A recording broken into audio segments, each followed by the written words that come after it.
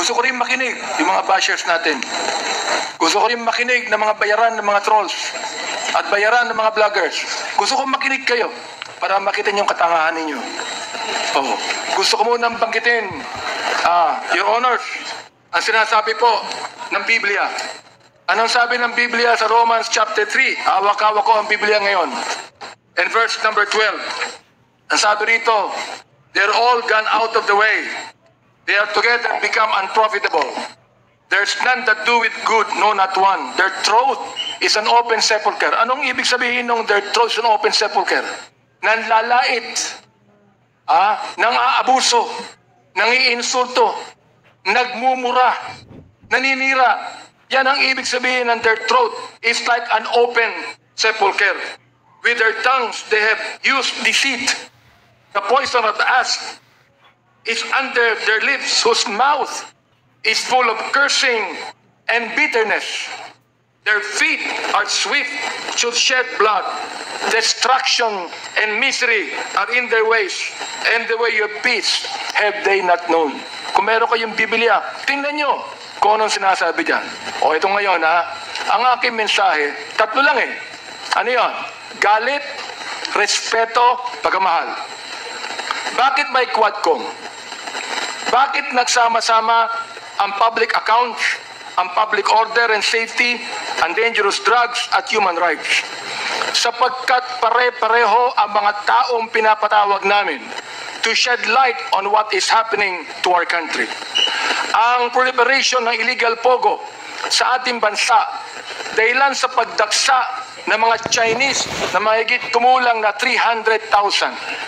Ang tanong ay ganito, sino ang nagbigay ng birth certificate sa kanila na naniniwala kaming fraudulently acquired? Paano sila nakakuha ng passport? Paano sila nakabili ng large tract of land samantalang marami tayong mga kababayan na wala man lang maliit na lupa na pagtatayuan ng kanilang bahay? Fraudulently acquired lands through bogus corporations.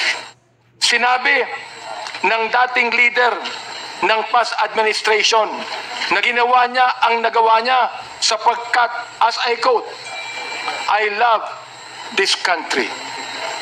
Billions of pogo money exchanged hands between this Chinese and some high public officials in the past administration. Pagmamahal ba sa bayan ito? Or tulad ng sinabi ng Biblia, the love of money is the root of all evil. Pagmamahal ba sa bayan?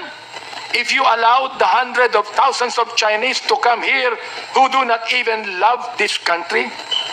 Pagmamahal ba sa bayan? Na ilagay mo sa bingit ng alanganin ng ekonomiya ng bansa? Aber, gumanda ba ang bansa natin? Nabawasan ba ang korupsyon? Ang PNP na dapat magbigay ng proteksyon sa ating mamamayan ay naging kanlungan ng mga drug syndicates. Bakit? Pera. Bakit may Quadcom? Galit tayo sa masama na tinutulak ang bansa sa kasamaan. Bakit may Quadcom? Galit tayo sa pogo o anumang sugal na lalong nagpapahirap sa ating bayan at nagpapayaman sa ilan. Galit tayo sa droga na pumapatay sa maraming ating kabataan. Galit tayo sa mga human rights violators. Ito man ay agents ng pamahalaan o NPAs o terorista o mga kriminal na nag-aasik ng kaguluhan sa ating mahal na bayan. Hindi po tayo terorista. Ano po? Hindi tayo terorista.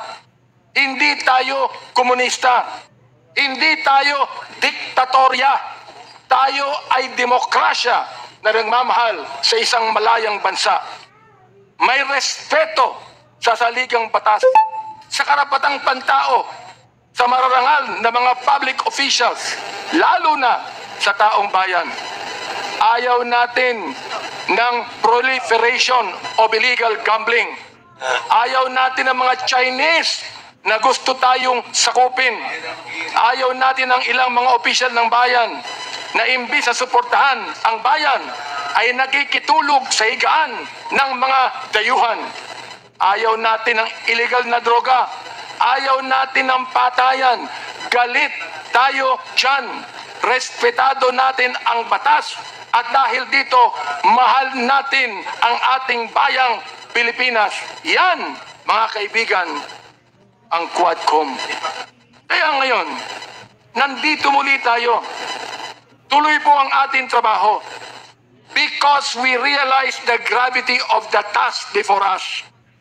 As a result of our hearings, we have already proposed legislation that will address the issues we have unearthed as we dug into the house and wife of extrajudicial killings.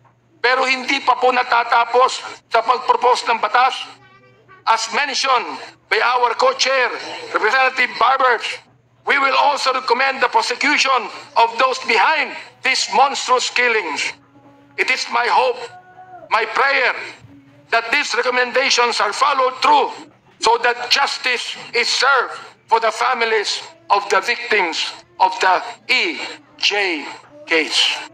Maraming salamat po, Mr. Chairman, sa pagkakataong binigay sa akin.